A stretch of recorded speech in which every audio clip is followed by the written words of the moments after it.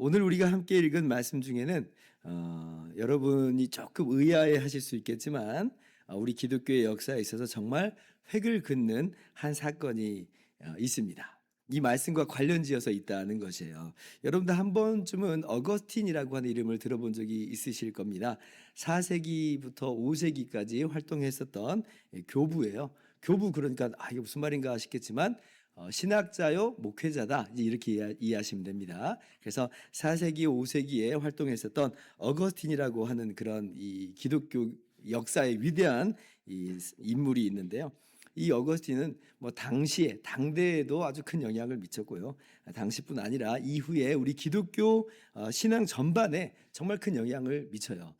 칼빈이나 루터나 이런 분들도 어거스틴에게 빚을 졌다라고 할 정도로 굉장히 큰 영향력을 미치는 거죠. 초대교회 기독교 신학이 이 어거스틴 때에 이르러서 완성되었다 이런 평가까지 있을 정도면 이거는 손꼽히는 기독교 역사에 있어서 손꼽히는 그 인물이라 하는 거예요.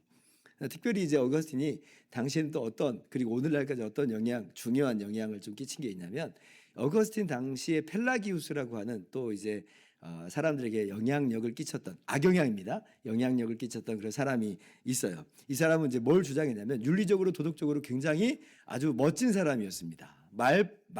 말빨도 언변도 좋았어요. 그런데 이제 이 사람이 주장하는 건 뭐였냐면 원죄를 부정해요. 원죄를 부정하고 사람은 자신의 선한 행위로 구원받을 수 있다 이렇게 가르쳤습니다. 이렇게 가르칠 정도면 이 사람은 정말 윤리적으로나 도덕적으로나 굉장히 모범적이었던 사람이라는 거예요.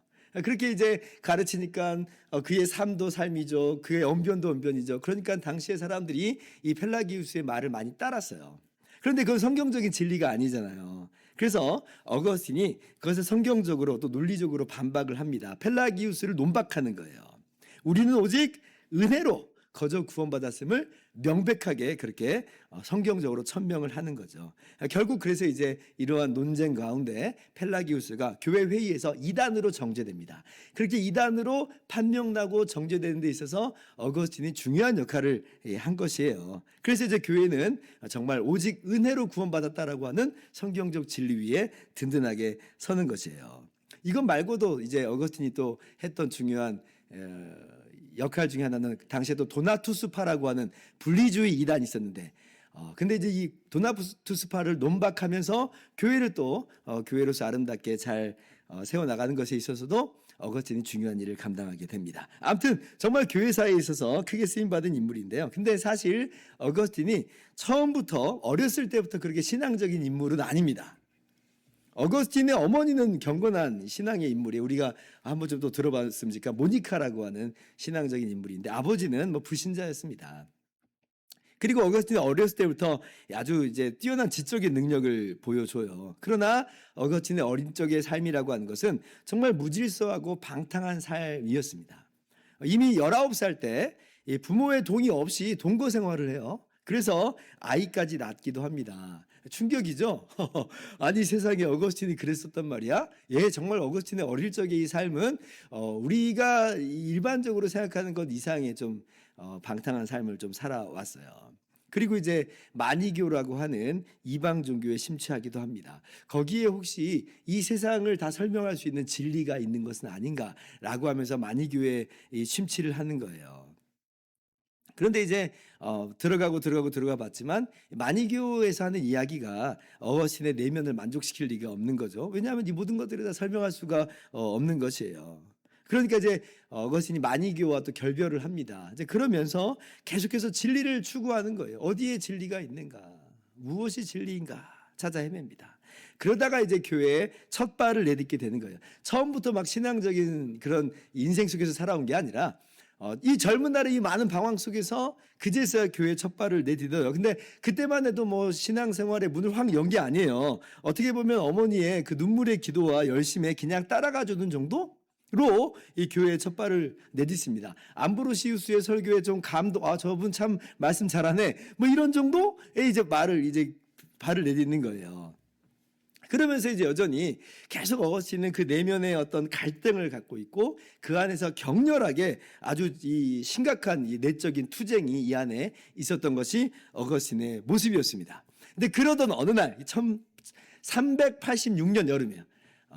그러던 어느 날 여름 어거스틴이 그날도 자신의 모습에 울부짖으면서 눈물 흘리면서 무화과 나무 아래에서 그렇게 내적인 갈등 속에 씨름하고 있는데, 근데 그때 이제 이웃집에서 아이들의 소리가 들리는 거예요. 이게 남자아이의 소리인지 여자아이의 소리인지 잘 모르겠다라고 할 정도로 아이들의 소리가 들리는데, 어떤 소리가 들리냐면 집어들고 읽어라, 집어들고 읽어라, 이런 소리가 들립니다. 이걸 라틴어로 톨레레게, 톨레레게. 교회사에서 굉장히 중요한 단어가 됐어요. 톨레레게, 집어들고 읽어라. 그래서 이제 어거스틴이 그 노랫소리에 이끌려서 성경을 집어들고 읽어요. 그래서 이제 성경을 딱 펼쳤는데, 성경 굉장히 두껍잖아요.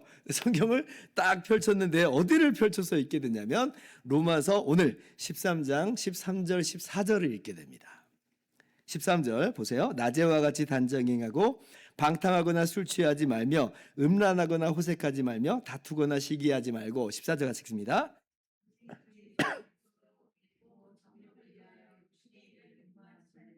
아멘.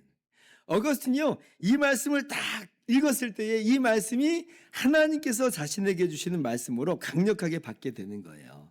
그리고는 이 말씀이 강력한 회심의 계기가 돼가지고 그때부터 정말 이전의 모든 방탕한 생활을 버리고 평생 신앙의 길을 걷습니다. 이 말씀이 인생의 전환이 된 거예요. 어거스틴 개인의 전환이요, 어거스틴을 통해서 이루신 하나님의 역사를 본다면 어떤 교회사에 있어서 정말 획을 긋는 하나의 사건이 돼버린 거죠. 어거스틴이 이렇게 얘기합니다. 나는 더 이상 읽고 싶지도 않고 또한 더 읽을 필요도 없었습니다. 그 구절을 읽은 후 즉시 확실성의 빛이 내 마음에 들어와 의심의 모든 어두운 그림자를 몰아내었습니다. 이렇게 썼어요. 고백록에 그렇게 썼어요. 그래서 참 감동적인 회심의 스토리인데, 제가 좀 의아할 수 있다라고 한 건 왜 그래요?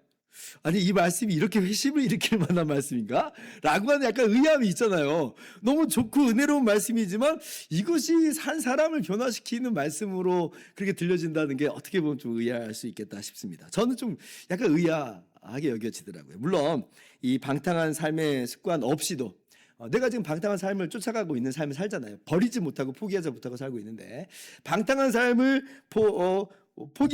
이런 방탕한 삶의 습관 없이도 내가 과연 설 수 있겠는가라고 하는 이 어쩌면 그의 내적인 울부짖음 중에 하나에 하나님께서 응답하시는 것으로서 아마 그렇게 충격이 좀 되었었던 것 같아요. 그래, 이런 것들이 없어도, 난 이런 것 없으면 못 살 줄 알았는데 이런 것 없이도 살 수 있구나 라고 하는 하나님의 확실한 말씀이 그 안에 들려졌던 것이고, 그래서 이제 이전의 모든 방탕한 삶을 정말 끊어버리고 오직 말씀 안에서만, 하나님만 붙잡고 하나님 안에서 안식을 누리는 그런 삶을 살게 된 것으로 그렇게 이해가 됩니다만은, 아무튼 정말 참 놀랍습니다. 이 말씀이 한 사람을 변화시킬 수 있는 것이 참 놀라워요.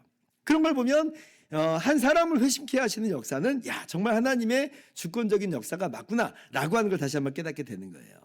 이 한마디 말씀으로 그 평생 씨름했던, 평생 고민했던 그 사람이 그 자리에서 꼬꾸라지게 되고 그 자리에서 변화되게 되는 역사가 있게 된 거예요. 그때 살아계신 하나님을 만나고 주와 구주이신 예수님을 만나게 되었던 거죠.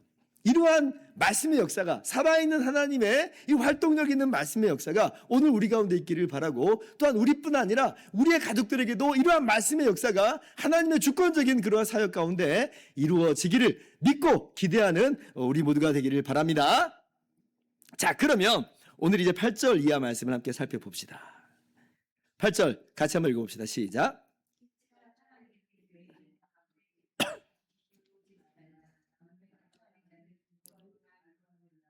피차 사랑의 빛 외에는 아무에게도 아무 빛도 지지 말라. 이걸 이제 원문의 순서대로 직역을 해본다면 뒷부분이 먼저 나옵니다. 아무에게도 아무 빛도 지지 말라. 서로 사랑하는 것 외에는, 이렇게 이제 원문은 이루어집니다. 그러니까 아무 빛도 지지 말라, 이게 이제 먼저 나오는 것이에요. 그래서 이제 이 말씀을 이제 이해를 할 때에 어떤 분은 지금 7절까지 한 단락이 끝났고 8절에는 좀 독립적인 그러한 권면으로 보고 문자적으로 빚지지 마라, 빚내지 말라 라고 그렇게 해석하고 이해하시는 분들이 있습니다. 대표적으로 고아들의 아버지라고 하는 조지 뮬러, 이거 또 들어봤죠? 조지 뮬러도 그래서 이 말씀을 그대로 이제 적용을 해가지고 절대 빚내지 마세요, 이렇게 권면을 했습니다. 물론 이제 그럴 수도 있다고 봅니다만은, 근데 그러한 이해보다는 오히려 7절 말씀을 정리하는 내용으로서 아무에게도 아무 빚도 지지 말라라고 그렇게 말씀하시는 것으로 우리가 이해하는 게 좀 타당하다고 봅니다. 그래서 7절 말씀 보세요. 한번 보세요. 모든 자에게 줄 것을 주되 조세를 받을 자에게 조세를 바치고 관세를 받을 자에게 관세를 바치고 두려워할 자를 두려워하며 존대할 자를 존경하라. 존경할 자를 존경하라. 지금 이 말씀은 어떤 배경이에요? 우리가 지난번에 국가 권세의 의미를 함께 살펴보았었죠. 그래서 국가라는 것은 뭐냐? 하나님께서 일반 은총으로 이 땅이 이 자리에 있는 동안 이 사회에 악이 폭주하지 않도록 제어하는 기관으로서, 공의의 기관으로서 이 국가를 하나님이 두셨다. 물론 그러다 국가 자체가 선하다 이런 말은 아닌데, 국가도 얼마든지 악할 수 있지만 일반적으로는 그런 일을 하게끔 하나님이 세우셨다라고 말씀을 드렸습니다. 그래서 그들에게 줄 걸 주라는 거예요. 그래서 그 일을 하게 하라는 겁니다. 그런 의미에서 7절 말씀인 거예요. 자, 그런데 보세요. 여기 이제 7절에 줄 것이라고 하는 이 단어가 이 8절에 빚지다라고 하는 단어하고 같은 단어예요. 명사하고 동사의 차이일 뿐이에요. 그러니까 한마디로 이제 어떻게 그러면 이해가 돼요? 7절에는 모든 자에게 소위 빚진 것을 주라 이런 말입니다. 모든 자에게 소위 빚진 것을 주라. 즉 조세와 관세를 주라. 8절에서는 아무에게든지 그 빚진 것을 주지 않음으로 빚지지 말라 이렇게 이해가 되는 거죠.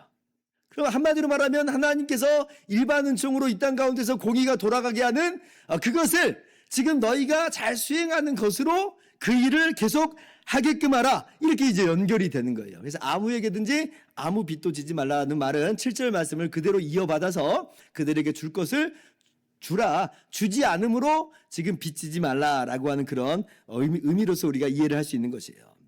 그리고 이제 적극적으로 우리가 할 것은 뭐냐? 그럼 우리가 우리의 소임을 다 그래서 끝냈다는 거냐라고 하는 게 아니라 소극적으로는 그렇게 이제 빚진 것을 다 주는 것으로, 마땅히 줘야 될 걸 주는 것으로 하나님의 공의가 이 땅 가운데서 이루어지게 함과 동시에 적극적으로 우리 할 것은 뭐냐? 우리가 무슨 공의를 실제적으로 개인적으로 사적으로 행사하는 게 아니라 무슨 보복하거나 복수하고자 하는 게 아니라 우리 할 일을 적극적으로 뭐다? 자, 보세요. 아무에게도 아무 빚도 지지 말라. 뭐 외에는? 사랑하는 것 외에는, 그러니까 우리가 적극적으로 해야 될 건 뭐라는 거예요? 사랑하는 거라는 사랑. 우리가 해야 될 일은 바로 이 땅에서 사랑하는 것이다 라고 하는 것이 오늘 이제 8절 이하의 말씀인 것이에요. 우리말 성경에서는 사랑의 빚 이렇게 번역을 했지만 사실 이 빚이라고 하는 단어는 의역인 거죠. 의역이에요. 그래서 이제 빚 이렇게 하면 그럼 또 이 빚이라고 하는 의미는 뭐냐라고 하는 고민이 생기게 되니까 제가 볼 때는 의역보다 직역하는 게 좋습니다. 서로 사랑하는 것 외에는 또 이렇게 말한다면 서로 사랑하라.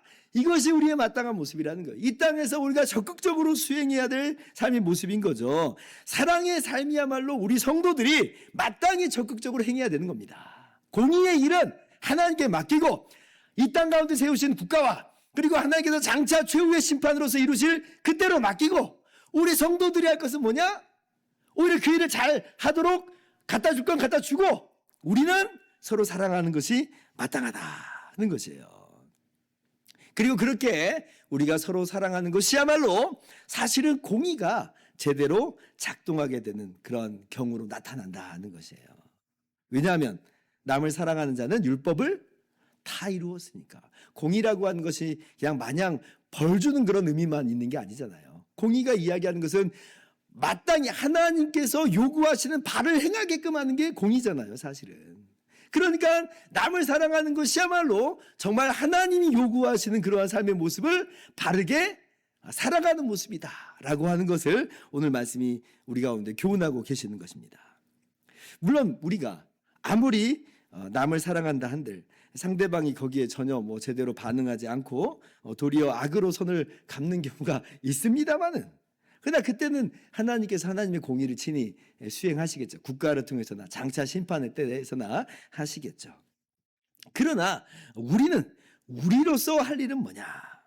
사랑으로 나아가는 거예요. 사랑으로 나아가면 먼저는 내가 율법을 이루는 자가 되고 하나님께서 요구하시는 그 삶의 모습을 나의 삶 속에서 잘 수행하는 셈이 되고 그리고 또 우리가 그렇게 남을 사랑하면서 마치 나 자신과 같이 사랑하면서 나아갈 때 그 사람도 또 변화되는 그 삶의 역사를 우리가 경험하게 되죠. 그렇게 되는 것으로 하나님의 공의가 밝히 나타나고 이루어지는 것을 우리는 경험하게 된 것입니다. 그러므로 우리가 해야 될 일은 뭐냐? 사랑이다. 사랑이다.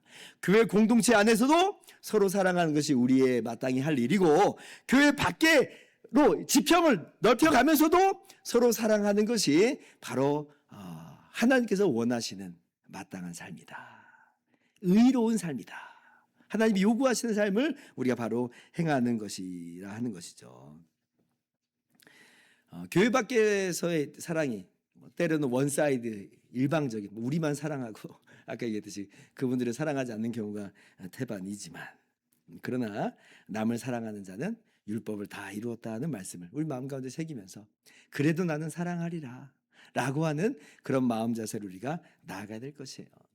그래서 이제 그렇게 남을 사랑하는 것이 구체적으로 이제 어떠한 모습인 거냐라고 하는 것을 이제 9절부터 10절 말씀이 설명을 해주죠.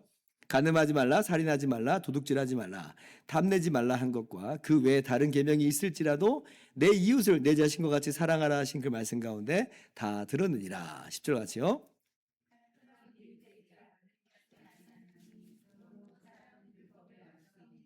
아멘. 사랑은 율법의 완성이니라. 이 9절 말씀 보면 지금 10계명 중에서 소위 대인계명이라고 하는 그 계명들을 나열하고 있죠.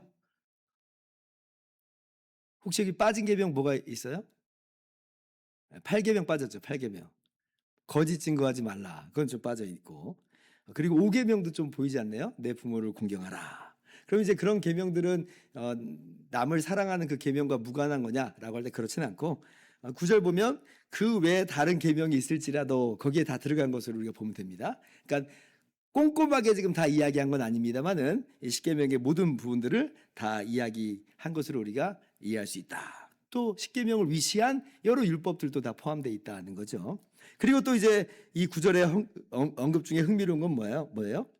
간음하지 말라가 오히려 제일 먼저 나와요. 10계명 중에서는 뭐가 제일 먼저 나와요? 뭐 내 부모를 공경하라는 아예 빠졌으니까 논외로 치더라도 살인하지 말라가 제일 먼저 나오는데, 그리고 이제 7계명에 간음하지 말라가 나오는데, 근데 바울 사도께서는 간음하지 말라를 제일 먼저 써 놓습니다. 물론 이 정도의 유두리는 가능해라고 이제 우리로 하여금 말씀하시는 것이면서도 한편으로는 이 간음의 문제야말로 사랑을 깨뜨리는 가장 강력한 죄의 문제다라고 하는 것을 우리들에게 이야기하고 있는 것이기도 합니다.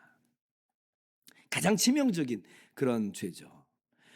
우리가 이제 이 인간 사회 속에서 가장 강력한 관계라고 하는 것은, 부모와 자식도 물론 가장 강력한 관계 중에 하나입니다만, 사실은 하나님께서 세우신 법칙으로는 부부가 가장 강력한 관계입니다.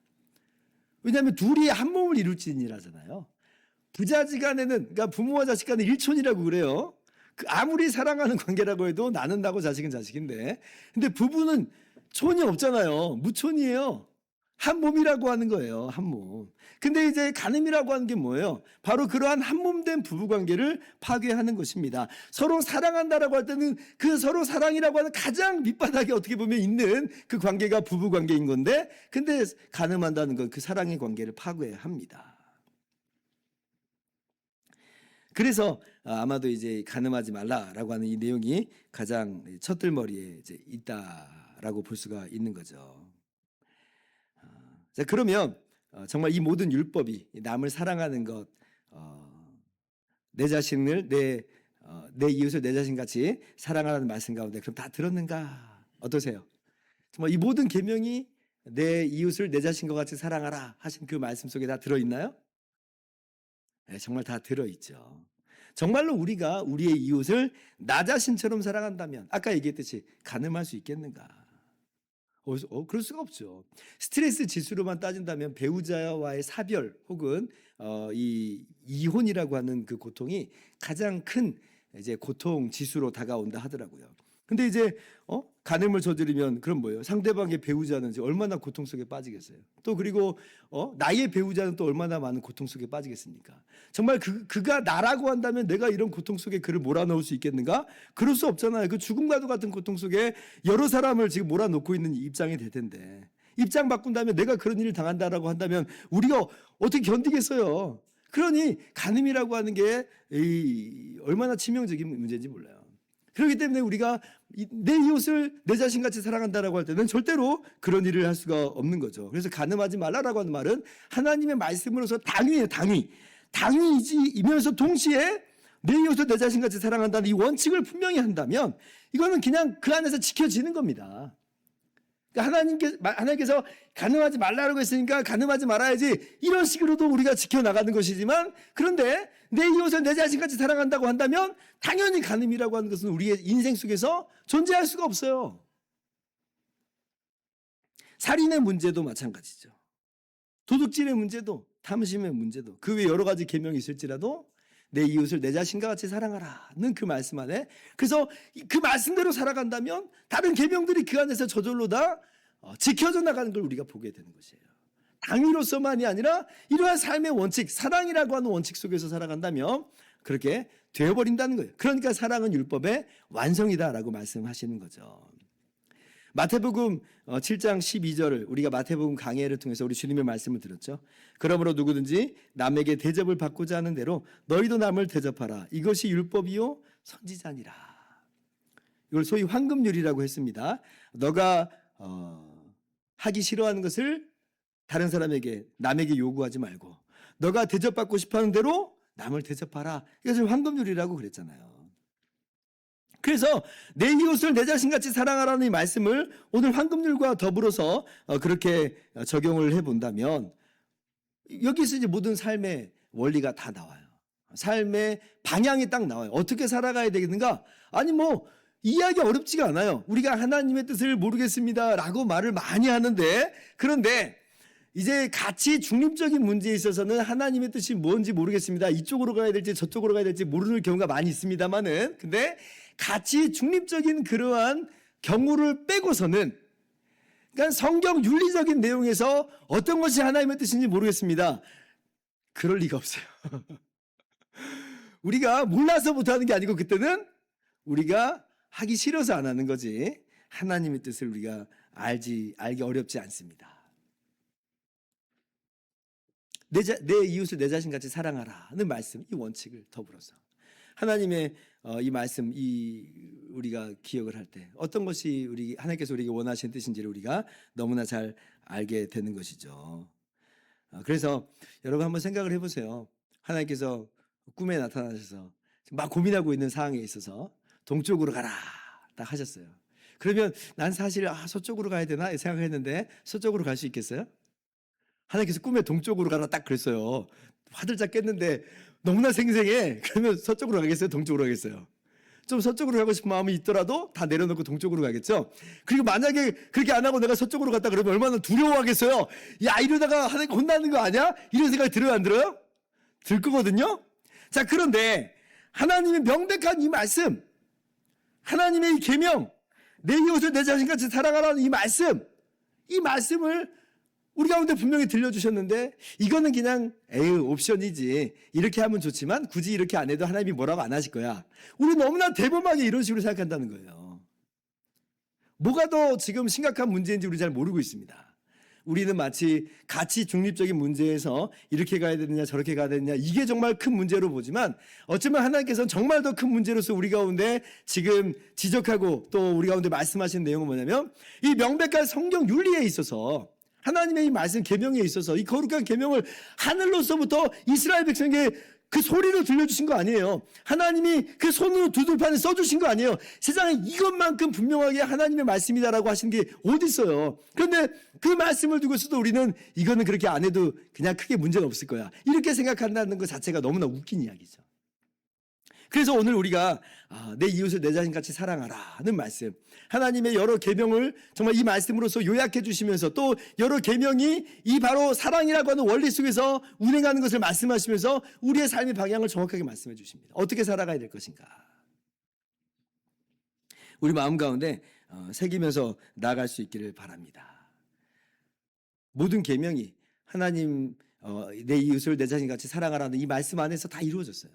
그러면 정말 우리가 우리 교회 공동체와 또 나가서 우리의 일반 사회에 있어서 내 자신같이 정말 그렇게 사랑하는 자세로서 우리가 하나님 말씀을 적용하면서 실천하면서 나갈 때, 하나님이 정말 그걸 원하시고 그것이 또 우리가 이 땅에서 살아가는 바른 삶의 모습이고 공의를 참으로 이루는 삶이다라고 하는 걸 기억하면서 서로 사랑하는 삶에 힘쓰실 수 있기를 바랍니다. 자, 그런데 이제 이렇게 내 이웃을 내 자신같이 사랑하라, 서로 사랑하라는 이 계명 속에서 항상 기억하는 것은 이제 이것이 진리 안에서의 사랑이라는 걸 잊지 말자 그랬죠. 진리 안에서의 사랑이다.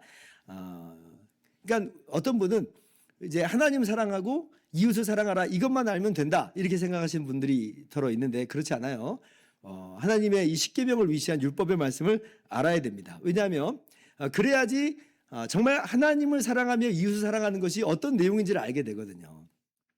그렇지 않으면 서로 사랑한다라고 하는 것이 아니 하나님을 사랑함으로 서로 사랑하는 게 무엇이 정말 올바르게 사랑하는 것인지를 모를 수 있거든요. 제가 지난번에도 말씀드렸다시피 조폭들 사이에서도 사랑이라고 하는 건 존재할 수 있으니까. 근데 그것이 올바른 사랑이라고 말할 수는 없는 것이잖아요. 그래서 우리가 그래 내 이웃을 내 자신같이 사랑하라는 이 말씀을 알았어 라고만 끝내지 말고 그것이 무엇을 구체적으로 어떻게 사랑한다는 거냐라고 할 때 하나님의 계명을 아는 것으로 이것이 하나님을 정말 사랑함으로 이웃을 사랑하는 삶의 모습이구나. 부모를 존경하고 살인하지 않고 간음하지 않고 도둑질하지 않고 거짓 증거하지 않고 탐내지 않고 이런 것이 구체적으로서 바로 올바르게 사랑하는 모습이구나 라고 하는 것을 우리가 그렇게 계명을 배우는 것으로 그렇게 우리가 적용하면서 나아가야 될 것이에요. 그리고 또 하나 우리가 기억해야 될 건 뭐냐면 서로 사랑한다라고 할 때 대상을 또 제한하면 안 된다는 걸 또 우리가 또 기억을 해야 됩니다. 예를 들면 우리가 사랑한다라고 할 때 내가 사랑하고 싶어하는 사람만 사랑한다라고 하는 건 그건 악인들도 그렇게 하는 거예요. 부모와 자식을 자신같이 사랑하잖아요. 그러나 그렇게 이제 대상을 제한해 버리면 오히려 그러한 자식 사랑이 어긋나고 빗나갈 때가 많죠. 그러한 자식 사랑한답시고 오히려 다른 사람들은 아나무인처럼 무시되는 그런 경우들도 많고요. 그 극단적으로 이게 나타난 게 옛날에 마더라고 하는 그 영화가 그 부모 자식이 얼마나 어긋날 수 있는가, 얼마나 사탄적인 사랑이 될 수도 있는가라고 하는 걸 그 영화가 잘 보여줬잖아요. 그러니까 대상이 제한될 때는 어쩌면 우리가 서로 사랑한다고 기껏 말씀을 잘 지켜 행한 것처럼 보이지만 사실은 전혀 말씀대로 하지 못하고 있는 그런 모습일 수도 있기 때문에 우리가 우리의 사랑의 대상을 국한시키지 말고 제한시키지 말고 사랑을 할 사람만 사랑하는 것이 아니라 우리가 주님께서 가르쳐 주신 것처럼 내 이웃이 되어주고 원수까지도 그렇게 사랑할 수 있는 우리의 모습이 될 수 있기를 바랍니다. 그래서 나 자신뿐 아니라 우리 가족뿐 아니라 우리 교회 공동체를 사랑하고 나아가서 우리 이웃까지도 내 자신을 내 몸과 같이 내 자신같이 사랑하는 그 말씀 속으로 적용하면서 실천할 수 있기를 주님의 이름으로 축원합니다. 자, 이제 말씀 마칩니다. 오늘 11절은 너희가 이 시기를 안다라고 말씀하셨어요. 너희가 이 시기를 안다. 어떤 시기예요? 지금 이 시기가 어떤 시기예요? 사랑이 식어가는 시기죠. 점점 더 어두워져 가는 시기예요. 죄의 이 어두움이 더욱더 진해지고 있는 그런 시기처럼 보입니다. 그러나 바로 그 시기는 동시에 어떤 시기냐? 비록 죄의 어둠이 더 짙어져 가는 것처럼 보이지만 그러나 주님 다시 오시는 여명이 밝아오는 시기이기도 해요.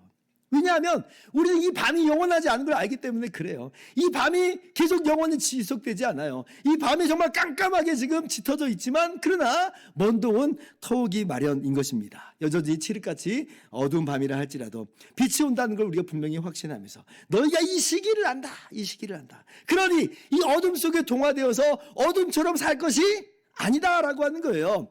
사람들은 서로 사랑함 없이 이기적인 모습으로 자기중심적으로 살아갑니다. 그러나 우리는 거기에 동화돼서 살 것이 아니라 하나님의 백성으로서 빛의 백성으로서 서로 사랑하는 것이 우리의 마땅한 삶의 모습이어야 되는 거예요.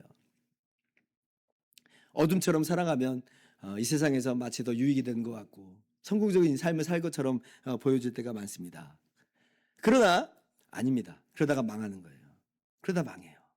그리고 사실 그 자체로도 참된 위로와 안식과 평안을 누리지 못해요. 아까 제가 어거스틴 얘기했지만 어거스틴이 그 탁월한 지성으로 그 수많은 방종과 이 방탕과 쾌락을 쫓았지만 수많은 다른 철학과 진리와 종교를 찾았지만 결국 그 어디서도 위로와 쉼을 얻지 못했다 그랬잖아요.